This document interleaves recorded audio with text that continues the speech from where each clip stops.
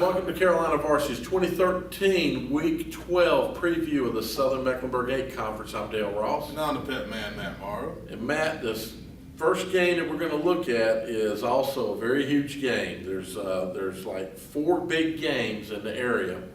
We talked about the one up in the Mecca with A.L. Brown and Hopewell. Mm-hmm. Well, that one was for 3rd place. This one's for 1st place in the Mecca. In the Southern Mecklenburg 8.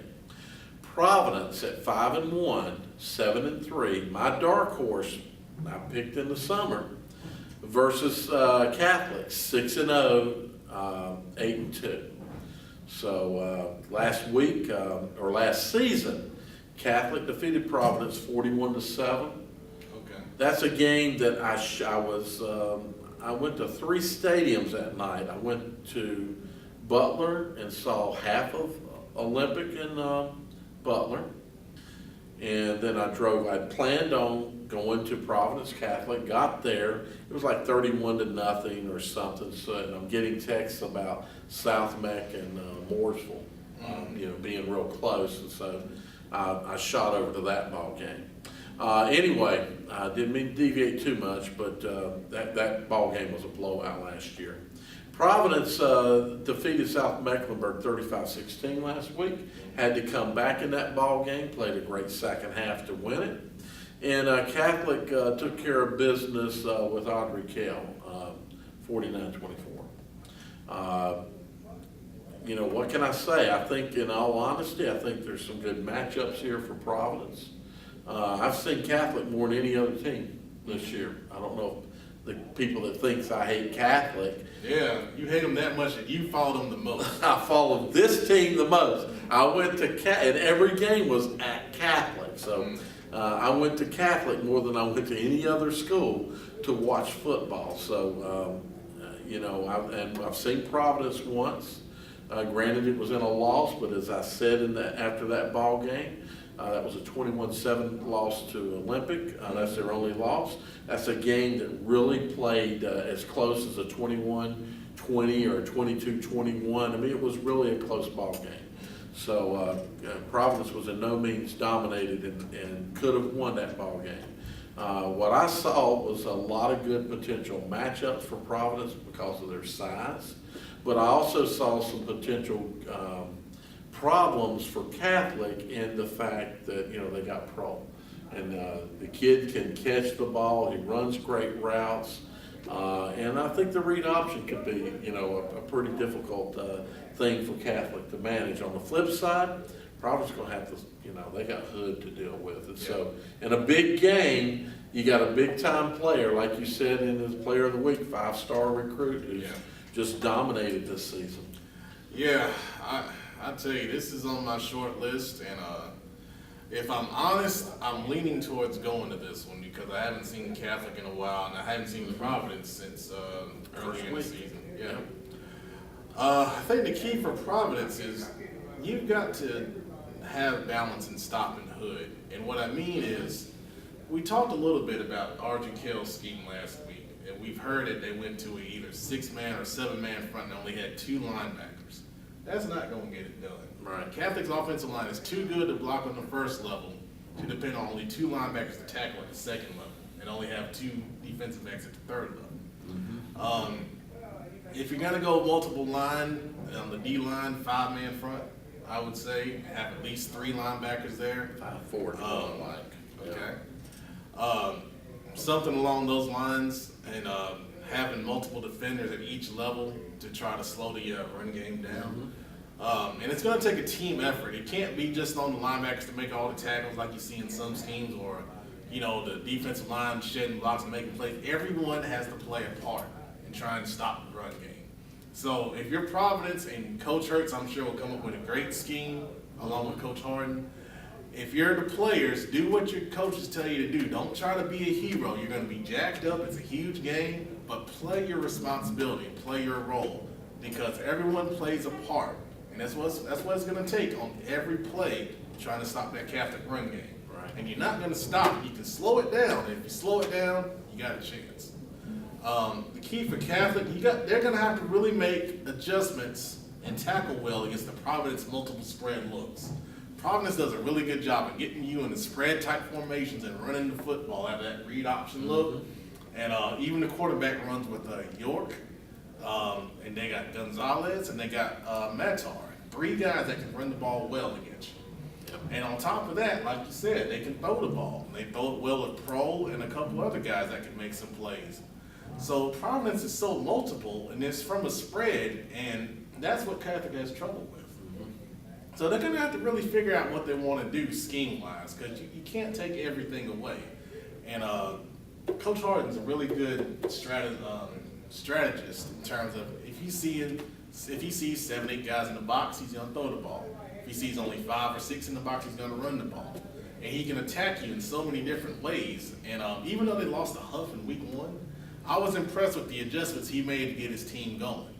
And I tell you, this is going to be a great coaching matchup. That's the biggest thing I'm excited to see. It's how, you punch and you counter punch, and somebody mentioned on the board that how well the Providence staff is making adjustments at halftime. And you can see that reflected last week. They were down in South Macon at the half. They came back and they dominated the second half because of those adjustments. So this is going to be a heck of a game, not only physically, but in the coaching strategy as well. And I tell you, there's no way I can pick a winner right now. I didn't mention it. Hokie picks a Catholic by 7, so he's picking a close ball game. Coach Harden knows how to coach against Catholic. Like you were saying, I can't see putting 2 linebackers. I like a 5-4, and in my 5-4, I want DNs in my 5-4, and I want those DNs to be outside shoulder stand up. That's what I like because if you've heard us talk enough about Catholic loves to use their tight ends. So jam them down and don't let them either get off the ball for a potential pass, or even more importantly, a second level block on the linebacker. That's a good point. So, jam those tight ends. Don't let them get off, or at least make them struggle to get off, and you can kind of seal and hopefully push in that Catholic run attack and keep it from getting, out on the edge. Because they, a lot of the stuff that they do does end up coming at the edge, especially. And that's what I was getting ready to say. Catholic has had a lot of success this year running off tackle. Yeah, exactly. Off tackle. So that's what I'm looking to stop first, and I'm gonna make them, go to something. Force it in because you've got a back that's at least 4.5. I think I saw Hood ran at Notre Dame a 4.43. So you got a guy that can run to the edge, and he's not as athletic in the second level as some of the other guys, but he's pretty damn athletic compared to most people. So he can make plays. He may not be a little 180-pound squirt guy that can do this and that, but he's proven that he can make cuts. That's one of the improvements I've seen in his ball game this year is just how well he makes it, that transition, how smoothly he makes it in his run. It's not a struggle for him at all. So, his balance is much, much, much better. Providence, you have to worry about him that's where he hurt West Mecklenburg, actually. It wasn't in the middle. West Mecklenburg did a great job of shutting Hood down in the middle. Yeah. But every time, well, not every time, but a number of times, 3 times, which is all they needed, he hit that edge and, he was gone. So, one other thing I'd look for here, that Providence offensive line is huge. Yes. They are real big. Expect some of those guys to go both ways. They get some big beef, and especially in those, if you go to that 5-man line, those 3 interior guys, you want beef there. Keep those guys from getting off next level, force those double teams. So expect, some of those guys will probably go both ways. So that Shrine Bowl selection, you might put him at nose guard. Again, that's another thing, and I know Coach Harden knows these. I don't know who's going to watch this, but my belief against a wing T offense is to put strength at the nose guard and at the D ends. So you control the tight ends and you control the center, because really the center you can disrupt everything. So maybe they might put some of that beef over on the defensive side of the ball. Right. So that'll be another one of those coaching adjustments you may see. So, it could be a great ball game. Part of me wants to go there, but part of me says, Catholic again? I'm sorry, it's not a hate for Catholic. I've just been to Catholic so much. So anyway, it's going to be a great ball game. Get there early. Catholics fans have not been turning out this year at all the ball games. None of them were sold out like I thought they should have been, especially that big game at West Mac. But still, this game could be, especially being a Providence, because there's going to be some a little bit of rivalry there because of the neighborhoods and where the kids live. Some of the kids that go to Catholic come out of the Providence neighborhood. So I would suggest anybody watching get there early. They start at 7:30. Try to get to the stadium and get parked before 7 o'clock. I would suggest 6:30. So anyway, enjoy the ball game. Thank you.